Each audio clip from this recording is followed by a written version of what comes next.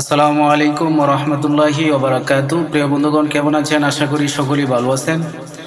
এইমাত্র আমরা রব্বুল আলামিনের যে হুকুম ছিল মাগরিবের নামাজ আদায় করার পর আপনাদের সামনে ভিডিও নিয়ে চলে আসলাম। প্রিয় বন্ধুগণ, অ্যাংজাইটি মানে ডিপ্রেশন, ডিপ্রেশন মানে অ্যাংজাইটি। এটাকে অ্যাংজাইটি ডিসঅর্ডার বলে, যেটা বারবার একই চিন্তা বারবার মাথার মধ্যে আসে, একই চিন্তা বারবার ঘুরপাকড়ায়। আপনি চেষ্টা করেন চিন্তা না আসার জন্য, তারপরেও সেই চিন্তা আপনার মাথার মধ্যে বারবার চলে আসে।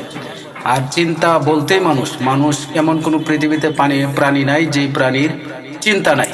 কিন্তু যেই চিন্তা মানুষকে অসুস্থ করে তোলে, যে চিন্তা শারীরিক সিমটম নিয়ে আসে, সেই চিন্তাটাই হচ্ছে অ্যাংজাইটি ডিসঅর্ডার।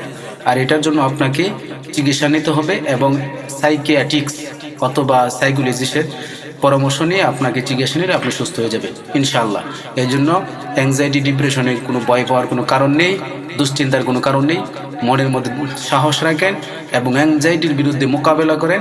আপনি একদিন আগের পূর্ণ সেই সুন্দর জীবন আপনি ফিরে পাবেন ইনশাআল্লাহ।